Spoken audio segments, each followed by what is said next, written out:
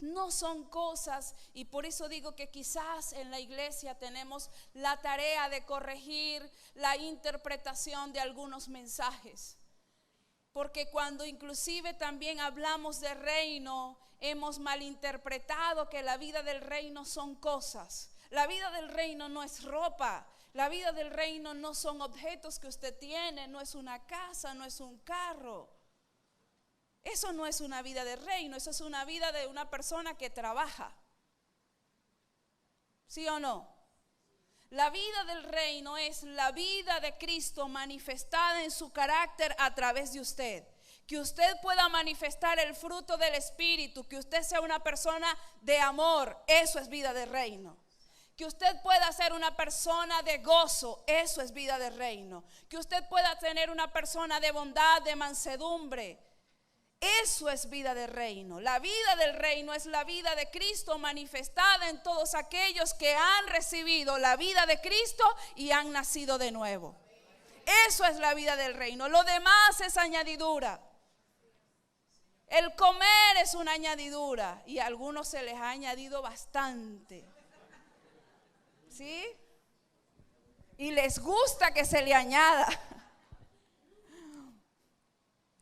La vida del reino no es eso, eso es añadidura.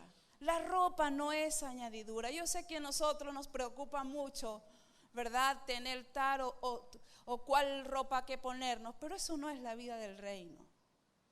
Eso es añadidura. Y como es añadidura a los que estamos en el reino, ya eso se le añadió.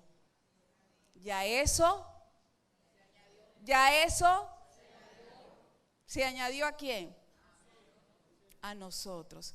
Que usted no lo vea es porque quizás se está viendo en el lugar equivocado. Y está haciendo como consecuencia lo equivocado. Por favor, quiero que vaya conmigo a esas dos expresiones que están allí en la pantalla. Sumergidos en su visión. Quiero por favor empezar con esa palabra sumergir. La palabra sumergir y bautismo tienen el mismo significado. Sumergir y bautismo tienen el mismo significado. En la mayoría de los diccionarios bíblicos, la palabra sumergir lo que significa es lavarse, inundar, mojar, bañar, teñir. Y quizás en algún otro introducir una persona en un líquido. Sea aguas, sea alcohol. Hay gente que la han bautizado en alcohol, aunque usted no lo crea, sí. ¿Y por qué nosotros, quizás guiados por el Espíritu, pusimos el nombre de la serie Sumergidos en su visión? Mis amados hermanos, porque el proceso del bautismo en los hijos de Dios no se trata de un rito externo. El proceso del bautismo en los hijos de Dios no se trata de una cosa que hagamos nosotros. Nada de lo que hagamos usted y yo externamente, cuando digo externo es aquí, de manera física, correcto, va a transformar lo interno, lo espiritual. Esa es la razón por la que creemos que el bautismo es mucho más que inundarnos o sumergirnos o hundirnos en un estanque de agua. ¿Por qué? Porque nada externo que hagamos para cambiar una vida interna tiene poder. Nada externo que hagamos en la vida tiene poder para transformar lo interno. Por eso hablamos de la importancia de estar en un proceso de bautismo. Por favor, quiero que entienda junto con nosotros que los hijos de Dios constantemente tenemos que estar en un proceso de bautismo. Constantemente tenemos que estar siendo sumergidos.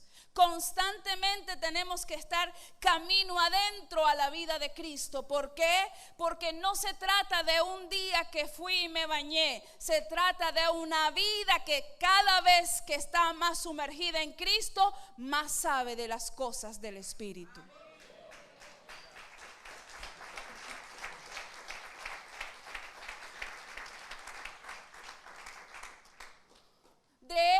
las escrituras hubieron muchos tipos de bautismo. Pablo dice que allá en la antigüedad Moisés anduvo con el pueblo bajo el bautismo del fuego y de la nube. No había agua. Mientras el pueblo de Israel caminaba de día bajo la nube, estaba en un proceso de bautismo. ¿Saben por qué? Porque la nube representaba la presencia de Dios. Por eso caminaban constantemente en un bautismo. Y cuando llegaba la noche, entonces andaban en la columna de fuego, constantemente en un bautismo. ¿Sabe lo que está diciendo eso? De día y de noche, ustedes están bajo un constante proceso de bautismo. No es un día que hagamos, no es una reunión que se celebre, es una vida día y noche bajo la presencia del Todopoderoso. Y ya nosotros es mucho más lo que se nos ha entregado. Nosotros no andamos bajo la nube ni bajo el fuego. Nosotros estamos dentro de la vida. Dentro de la vida.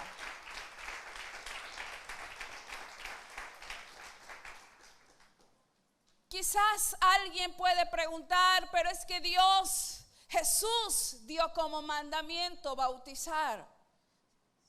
¿Sí?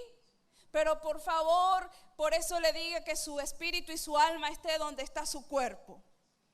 Para que me pueda comprender y quizás el próximo domingo concluyamos con lo que hoy quiero hablar, porque en realidad quiero concluir todo este proceso en la fe. ¿Sí? El Señor Jesús mandó a bautizar, sí, mandó a bautizar. Pero ¿quién nos dijo a nosotros que mandó a bautizar en un rito externo de agua? Por favor, vaya conmigo a Mateo 3:11, donde el que estableció el bautismo en agua fue uno solo, y fue solo por su asignación.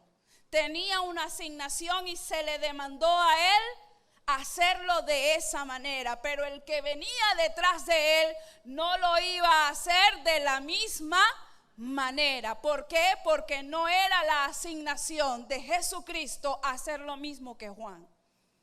Dice Mateo 3:11, y yo a la verdad os bautizo en agua para arrepentimiento. ¿Quién bautizaba en agua? Pero el que viene tras mí, cuyo calzado yo no soy digno de llevar, es más que, por favor repítalo, es más que poderoso que yo, más poderoso que yo, que bautizo en agua. Él os bautizará en Espíritu Santo, en el río, en el Jordán, en la piscina. Bueno, hay algunos hermanos que son tan tremendos que no les gusta bautizar en piscina porque dice que el pecado se queda reciclado.